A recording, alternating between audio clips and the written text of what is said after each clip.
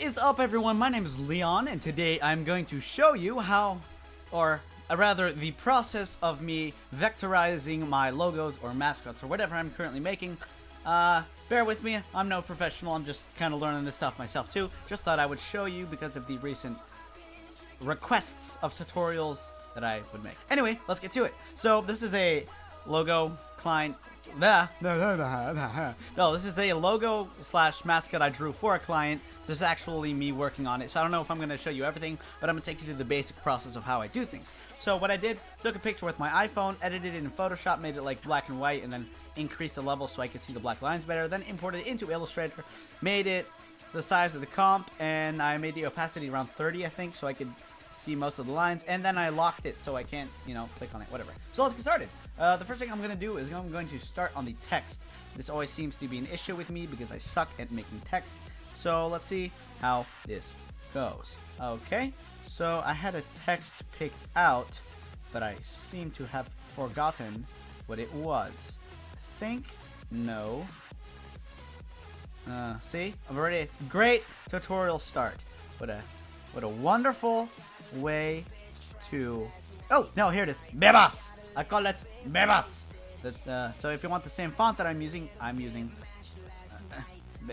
oh yeah, and by the way, I am using a tablet, the Bamboo Wacom, the silver, the second edition, like the medium size, not the black one, but the medium. Anyway, so we have our text right here, and kind of lining up, whatever. Then I'm going to Alt drag it down to make another word. I'm going to call this word lathe, because that is the word I put right there. And right now, this looks like crap, like the drawing, but that was just because of a temporary drawing, so you could see the general idea that I was having in mind. All right, so let's line that up with the A.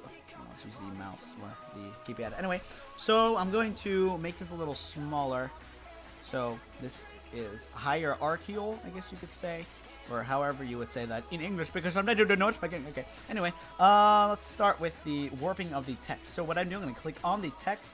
Oh, and yeah, I hate long tutorials, so I'm going to try to cut this down because I have the attention span of a squirrel, so I can't, talk for too long. Well, I mean, I can, but people don't want to watch me talk for too long because, I can get, people get tired of me, let's just say that way. Okay, I'm going to take, oh my god. This is, okay, also, I'm a perfectionist. It's really annoying. Anyway, take it up to about 24, drag it down. There we go, I have that. Ooh, little kid screaming outside. And then something really cool that I figured out. I don't know if it's really cool to you guys, but I think it's pretty interesting. Go back to Effect, go to Warp under the Illustrator effects, and I'll always choose Arc because that's the first thing. Then if you go to Arc Upper, you see that the upper thing only goes up. The bottom stays flat, but the upper side goes up, if you know what I'm saying. You see it like it curves with it, and then here it stays flat. Then on OK, and we have our general formation. I'm just going to zoom in. If you take the zoom tool, you drag it across, you can see exactly on that. So now we have the basic structure of what a text is going to look like. So now we want to make the text editable so you can actually, play around with it. So, let's see. Okay, well, let's select one at a time. We're going to select one, right-click, create outline, select another, right-click, create outlines, and you select both of them. You're going to go up to Object and Expand Appearance so they, the dots match up with the actual text. So now we have our basic structure. Then the client. Then we're going to change the color now, so we get a general idea of what we want. So the client wanted a red and orange theme to his logo. So we're going to make this a nice orange and have the red outside. And let me adjust the color because I don't like that orange per se. Oh, that's really ugly. Alright, so we have kind of a vague, gross orange. Let's not do that. Here we go. That's brighter, and here we go. Okay, so now I'm just going to make sure I get the same color, I'm going to go to the color chooser picker thingy, and then take the code, the hexadecimal something, whatever you call it, code, copy it, okay, go to this thing, over here, paste it in there, Control V, or Command V, or whatever, and then we have our text color.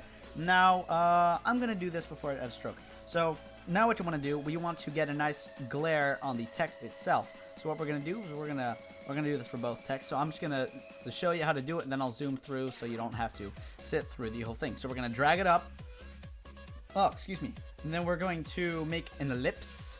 We'll make it about, I don't know, like that big or something. You know what I'm saying, man? You know what I'm saying? All right? Okay. I think I did it right. Okay, so now we want to click the ellipse. Oh my god, this is... Rotate, there we go. Okay, now I'll rotate it like that. Now, I always like to have it pan across, so I have it start kind of at the top and have it make sure it covers the whole bottom of the text. Pan across the bottom so you know there's a reflection at the top. And now what we want to do is, it's really annoying because, I don't know, at least I haven't figured out the way to make it go all the way, but we have to do this with each individual. So making sure you copy this, so you have it on your clipboard copied. Then you want to select this one and click A to go to the individual selection tool. Click the triangle, click that, then go to your Pathfinder and click the minus front button. And that has it, so, wait, I should probably save. Or was there another, what was the thing I used? No. Divide. I think it was divide.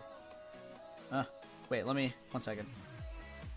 Hi guys, but what you want to do actually, you want to copy this layer so you have two of these letters, or layers, whatever you want to call it. So you want to Control C, Command C for a Mac. That's what I'm using actually right now, so anyway. And then Command F. So it pastes it up front. See, we have an extra copy of that. Now you want to make sure that's selected, only the front.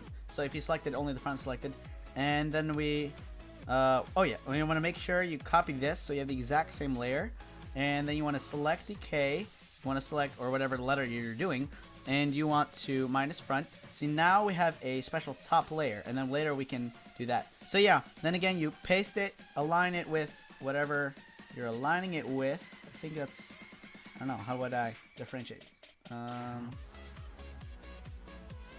That's about right. See, then you want to align it exactly how it was aligned before. Maybe this could go up a little bit. Just kind of mess with it until you get it.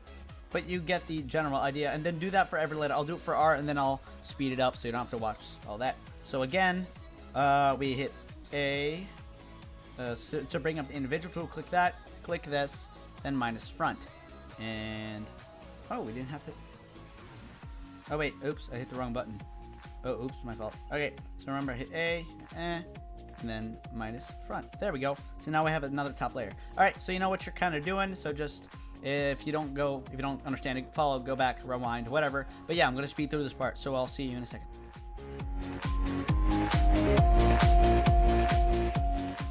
All right, so now that we have all the layers divided, see we have each piece in each part, and I did with the same with the word. We can just delete this because we don't need that. So now what we do when I'm gonna drag that down. We did on both layers, so there's glare on both. We're gonna take all the top layers by hitting the individual selection tool, which is if you click A on your keyboard, you'll get it. Let's just select all of them from both words. There we go. Now what we want to do is when we go up to here, the recolor artwork button. It allows you to shade differently. So we're gonna bring the S over, so it creates a lighter tone. Actually, that's a bad idea. No, that's a good idea. Okay, sorry. So we're gonna bring the S over so it creates a glare, as you can see right there, and that's your glare. It'll look better when the text is as a whole. Right now it just looks like two different layers, but you see where we're going with this. So now, let me zoom back in. Let me actually, oh yeah, always save, so Command S. Okay, so now we have our basic text. Oh, it's saving. All right. And now what we want to do is we want to mess with the stroke. Actually, let's group this. So select all of it, group it with Command G. Now we want to create a stroke, and he wanted a red color as the secondary color. Let's do that real quick. See how big we can make it before it ruins. Actually, make sure to go. It goes inside right now. Make sure to go to stroke and make sure it's aligned on the outside. Actually, that's a bad idea because we have it aligning along. Sorry, forget what I said. So what we want to do is we want to select all the bottom layers, so it only creates a stroke around the bottom layers and not around the glare, otherwise it's going to look weird. All right, so let's select those. Now you want to go up to stroke. You want to make sure it's on, actually you want to make a stroke first, make sure it's on outside, see that, and then we just play with it until you can get it as full, get it as big as you can without it. See right here, it's starting to creep up into the actual letter. So right now, it's good at 15 for my settings. I'm just gonna play around with the red. I don't necessarily like a really, really bright red. Let's do, that's a perfect color. So now you can see the glares coming into play more. And then what we want to do, we want to create a background for the text so it doesn't look, so it looks in place. If you'll see what I'm doing, but I'll do it for you and then I'll fast forward so you don't have to sit through it. And we're gonna make that a darker shade of red. So what we're gonna do, I would suggest making a shape with the pencil first so you can see your settings. So I'm gonna take off the stroke. I'm gonna take this color. If you hit I, you bring up the eyedropper tool and you can bring it on this red.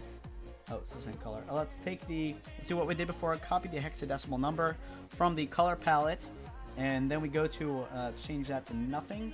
Then we go to our foreground color and copy it in there. So that's the red. That's gonna be our background, but we want it a little darker. So let's keep it saturated. So keep it on the right side, make it a little darker. See that? And this is gonna add a nice background. I don't know if you can see that, but you get the point.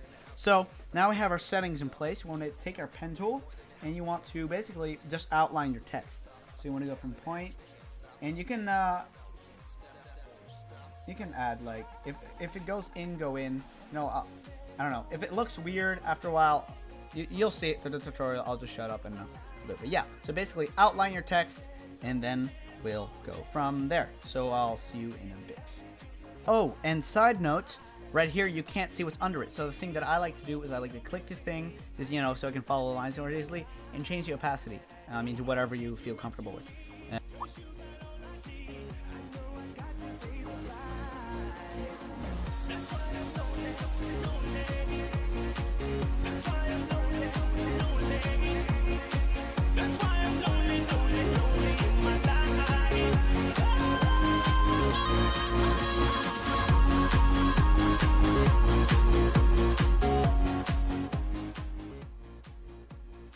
Alright, so now that we've got everything, doesn't have to be perfect, but, you know, looks alright. So then we want to select it, make sure it's in the background, and let's see what it does if we add a stroke.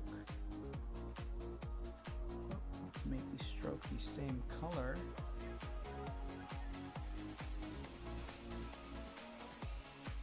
No. Alright, so we just want to keep it the same color then. Actually, no, that looks good. So I just want to keep the same color. Sorry, you know, still learning. You're still learning. We're all good. All right, and then that looks good for the text. And let's change. See what it does if we change. Make sure it's, oh no. Let's change the caps or the corners. So we can change the corners. I like the corners pointy. And okay, the caps don't affect anything. All right, sweet. So now we have, what is this? All right, we have our text. Let's save it to make sure. Let's group it all. Oh, okay, how about we not group it? Let's group it. Okay, group. And now we're going to move on to our zombie. Oh wait, stop. Okay, there we go. And we just want to kind of line our, actually, you know what? Let's line our picture up so the picture matches. Just unlock that. All I did was unlock the picture. By the way, all right, we can always move that later. And Control 2, or whatever you call it, to lock it again. Good, good, good. And now we want to scale it up a little so you can see the head.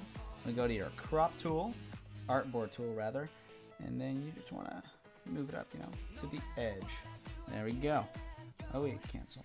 And then we hit the tool. All right, so now we are going to work on the zombie. Now, I'm not going to show you the entire zombie. I'm just going to show you how I do it, and then you can go from there, and it'll just kind of be speed art like, and then I'll show you the result, and yeah, we'll go from there. So let's start with the head. All right, it's not hard. All right, zoom in so you see the, oh, hello zombie. How are you doing, zombie? All right, so let's get the general outline of the head. Oh wait, by the way, you can work with your, make sure, let's create a line first so you know where the seconds are. I always like to have black. I have a bit of a stroke so you can see where you're going. Oh, let's choose the inside to nothing and then stroke to black. Awesome. So now we don't need to keep that point. We start from new. So pen tool, just these are very geometric lines. That's how I kind of draw. So your lines might not be the same as mine, but whatever. And then, yeah, by the way, if you have this and you want to, like, instead of having, if you want a straight line here, then you just hit Alt. You see this little triangle next to your pen tool, click it, and it breaks the line. So you can easily do that. And go back to your pen tool, and it says slash, click it, so it connects to that. There we go. And then it goes around here. It goes around a little bit of curve. Let's do that. And then, let's see, how does it match with the face? So I'm just going to say that it's a little bit of curve, goes up, Let's follow the brain. It's coming out of the top of the head. And there we go. That's kind of our face.